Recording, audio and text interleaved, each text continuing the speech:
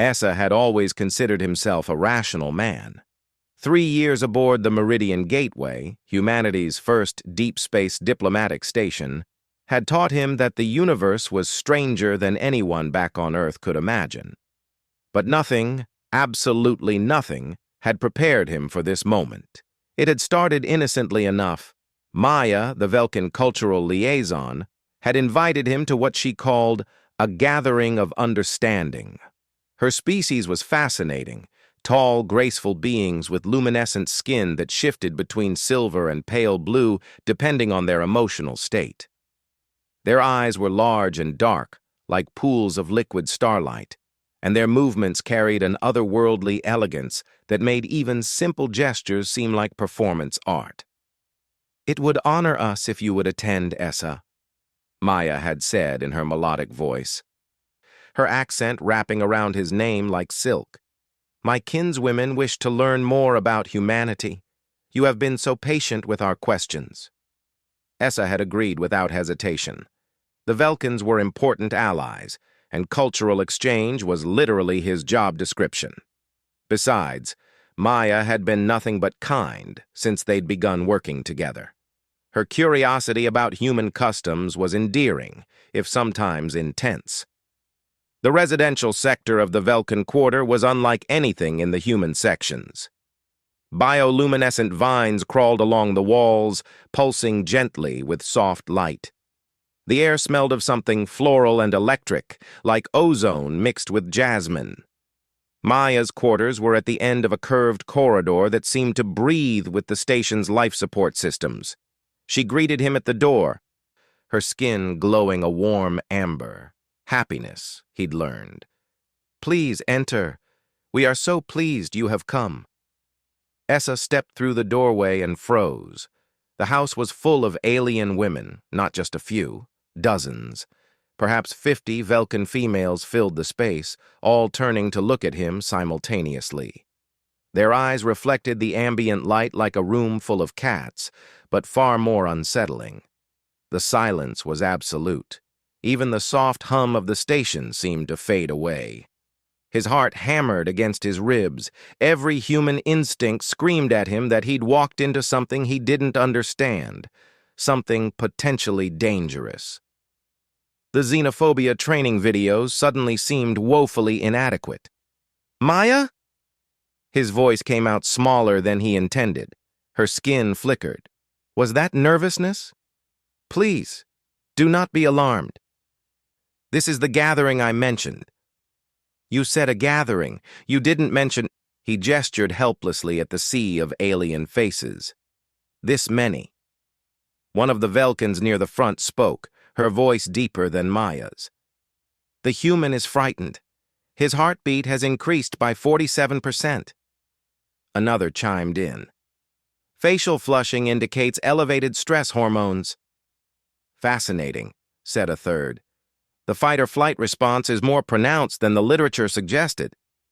Essa's scientific mind kicked in despite his panic. They were studying him. This wasn't a social gathering. This was an observation. "Ladies," he said, forcing his voice steady, "while I appreciate the scientific interest, I'm feeling a bit like a specimen right now." Maya's skin shifted to a deep blue. Embarrassment, perhaps guilt. She moved closer, placing herself between Essa and the crowd. "I apologize, Essa. I should have explained better. When I told my kinswomen about you, about humans, they all wished to meet you. We have never encountered a species quite like yours." "What do you mean?" An elderly Velkin, her skin more silver than the others, stepped forward. "Young human, do you know what makes your species remarkable among the Galactic Assembly?" Essa shook his head, still calculating the distance to the door. "Adaptability," she continued. "In the 3 years since first contact, humans have not only accepted the existence of alien life, but have embraced it with enthusiasm that borders on recklessness. Your species broadcasts messages of friendship to civilizations that could annihilate you. You learn our languages, adopt our customs, and never show the xenophobic violence that characterized most species' first contact periods. Another Velkin added, the Krathi killed 300 billion of their own during their acceptance riots. The Solmir had a civil war that lasted 2 centuries. The Thex created a death cult that had to be contained. But humans? Maya's skin glowed warm again. You made movies about us before we even arrived. You wrote songs. You created art celebrating diversity you'd never encountered. The elderly Velkin continued. We wanted to meet you, Essa, because you represent something we've never seen before. A species that greets the unknown with curiosity rather than fear. Even now, frightened and outnumbered, you stand here and talk to us. Essa felt his panic slowly transforming into something else. Pride, maybe. So this whole thing is because you think humans are cool? A ripple of color moved through the crowd. Amusement, he realized. More than cool, Maya said softly. You give us hope. If humanity can embrace the cosmos with such openness, perhaps there is hope for the older species to learn from you. Essa took a deep breath and made a decision that would have made his ancestors proud. He stepped forward, into the room, toward the crowd rather than away from it. Well then, ladies, ask me anything. Though fair warning, I'm just one human. We're all pretty different. The room erupted in excited chatter, colors dancing across Velkin's skin like aurora borealis. Questions flew from every direction. What was Earth like? Did humans really eat hundreds of different foods? Was music really mathematical and emotional simultaneously? Did humans actually keep other species as companions for affection rather than utility? Essa answered them all, his fear evaporating as he watched these sophisticated alien beings react with childlike wonder to descriptions of dogs, pizza, and thunderstorms.